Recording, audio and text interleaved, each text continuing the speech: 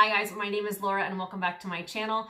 I am excited today to kind of in one video, in a brief section, go through all of the positive health benefits that Chris and I have had over the last almost 2 years doing the carnivore diet. My husband Chris and I started carnivore, or we started like a keto diet 2 years ago, and within a couple months we had moved to a strict carnivore diet. And it's pretty safe to say that it's been over 18 months now that neither of us have had a vegetable.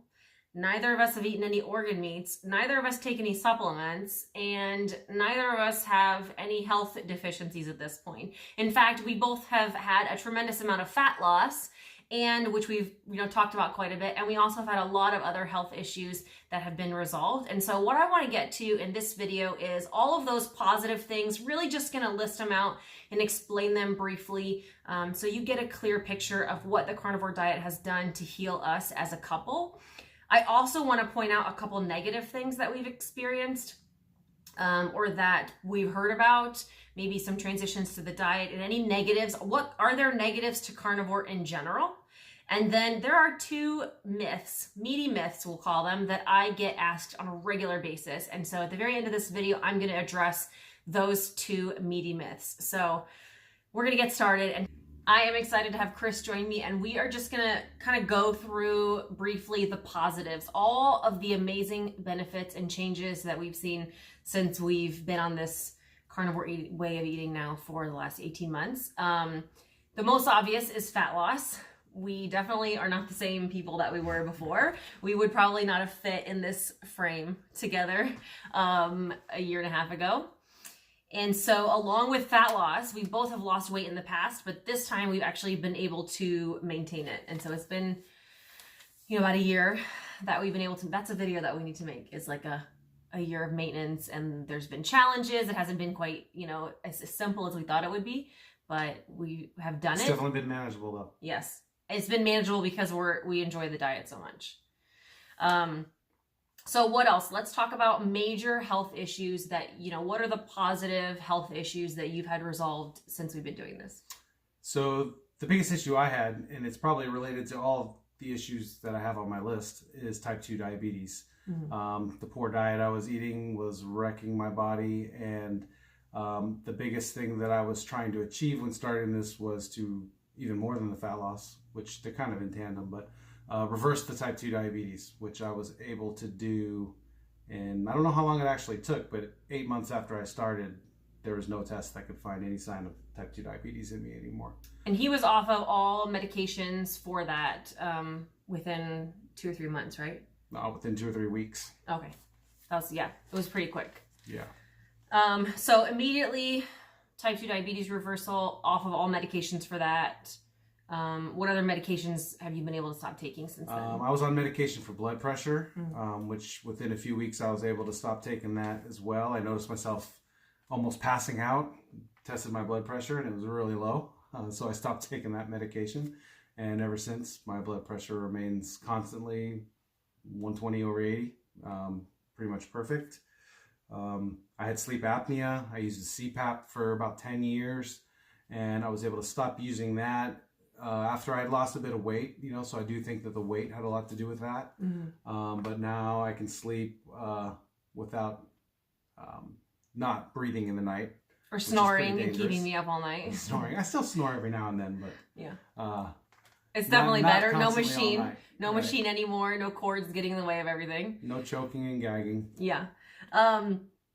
I know that most of my biggest issues, right? Chris has had the medications that have been resolved. Mine were kind of still borderline pre all of that. He has more list we'll get to, but my biggest major issues were knee and back problems. I have had back surgery, and for like degenerative bulging discs. I also had knee surgery for a torn meniscus. And the minute that I cut out all vegetables, plant products, carbs, processed foods, I have no knee issues and I have no back issues anymore.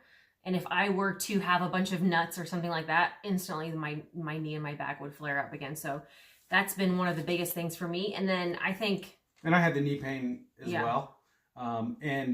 People might argue that after you lose the weight, your knee's going to feel better. Right. But that knee pain went away right away before I lost the weight. Within 2 to 4 weeks of starting the diet, a lot of those aches and pains were gone.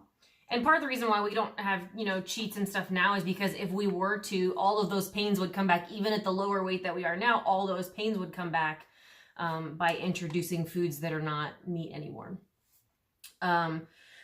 My biggest issues that I actually was in the process of seeing a surgeon for were just digestive issues and a lot of really unpleasant bowel things that I'm not really going to get into, and I'm going to try to just breeze by because it's really cute. But I actually was seeing a surgeon to go over some like lower intestinal things, digestive thing, extremely constipated. I was thinking about having some like pieces of my intestines removed because it was causing such an issue. A lot of, really unpleasant things I don't want to talk about. Just like extreme bowel issues and constipation can cause a lot of problems. And I was in the process of seeing several different specialists and potentially having surgery. Actually had a surgery scheduled. And then we started this diet and I was able to cancel that surgery and not have to go through with it.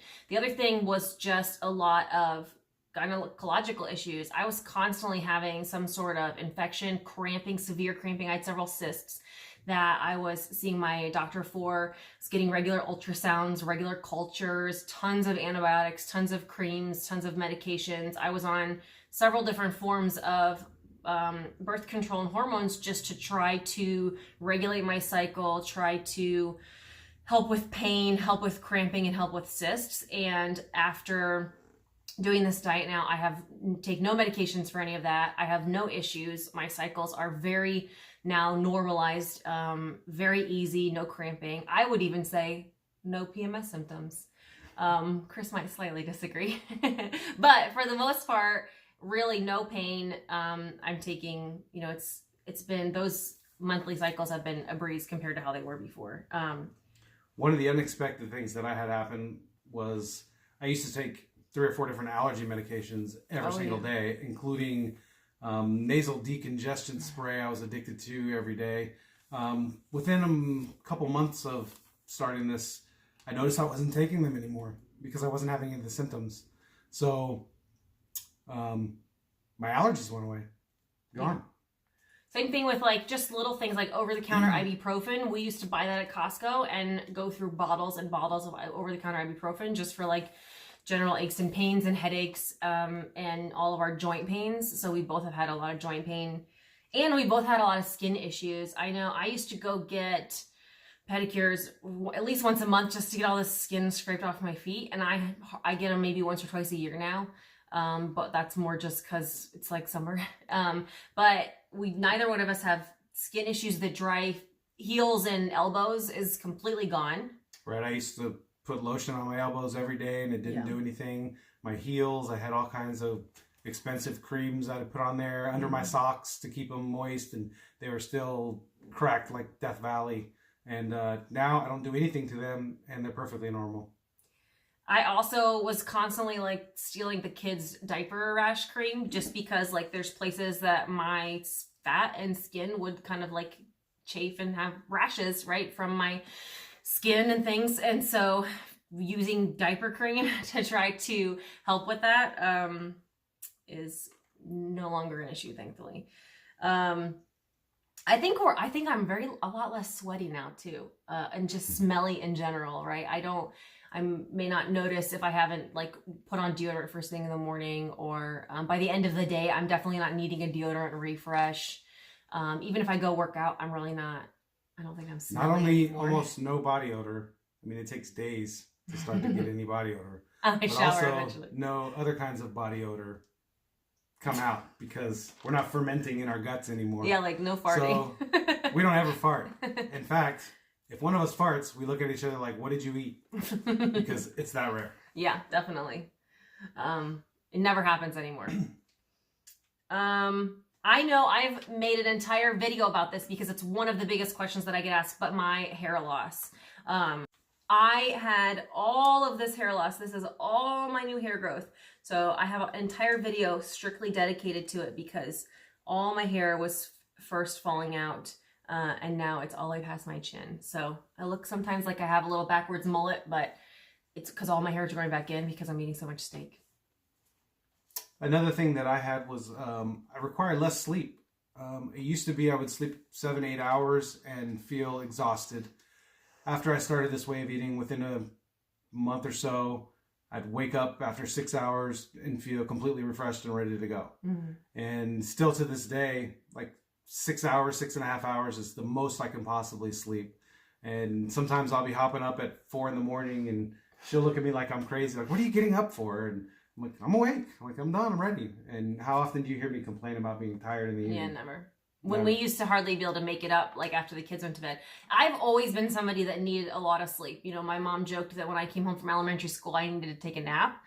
I still try to sleep 7 or 8 hours a night and notice that I still need a lot of sleep. However, I am not completely dragging on 7 hours of sleep anymore or 8 hours of sleep.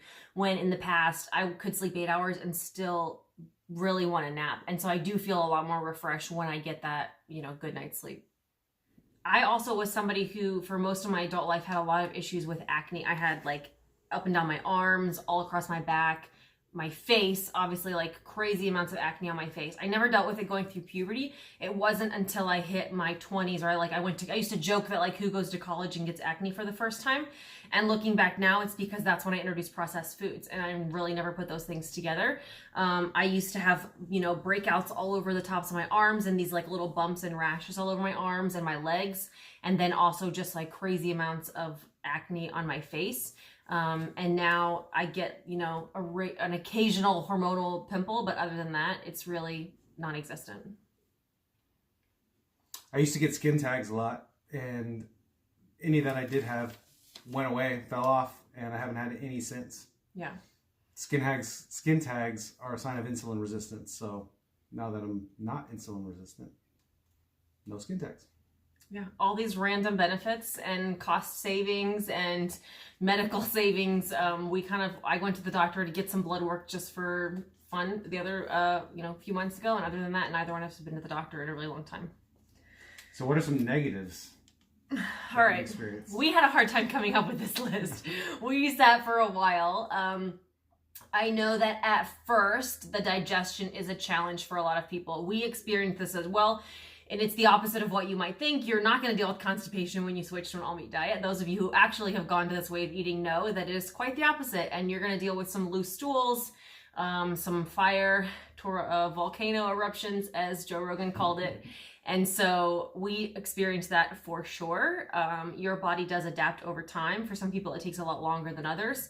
And we were able to have that adaptation be back to normal, zero constipation. Even with all of my previous issues, I have needed zero supplements, zero digestive aids through the last couple of years.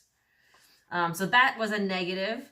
So I'm in social situations a lot more than Chris is. You know, he gets to eat steak at home every day, which is a negative for me. I'm very jealous that he just gets to eat at home every day. But being in social situations can be hard. It can be awkward. I like to fast going into those, honestly, eat before I go, or... You know, especially with how popular something like keto is now, really anywhere you go, you can get a burger with no bun, or, you know, I think a lot of times people don't even notice what you're eating. So it's really not that hard just to kind of pick or not eat or eat some meat. I think the best tip for all that is just don't tell people what you're doing until you're confident in what you're doing. There's no sense in bringing it up and drawing a lot of attention to the fact that, like, I'm only eating meat from now on forever, and why bring all of those people who want to talk about it and give you their opinion until you're feeling good about it. So social situations. Carnivore Club, don't talk about Carnivore Club. Right. Wait till you have some results and people start asking you about it. You may admit this because Chris does all the laundry in our house, but I spill steak juice on all of my clothes. That is a huge negative because he has to try to magically get all of the steak juice off of my clothes. I do my best. Yeah.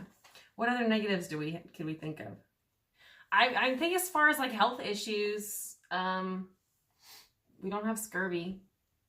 We don't have any vitamin deficiencies. We don't take any supplements. No. Our negative list is pretty short. I think that's all we got. Thanks.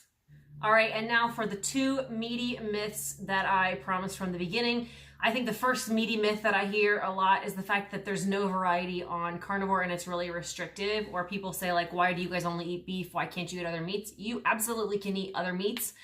We just prefer beef and tend to stick to that just based on personal preference. But as far as lack of variety in carnivore goes, there's a lot of animals that you can eat.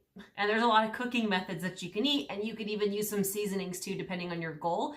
And so I think the fact that there's a lack of variety is just an excuse that people are using to not want to get started. There's really, between eggs and all the different animals and cooking methods and styles and textures, you can have infinite combinations. Most people find the longer that they do this, the less variety that they really want.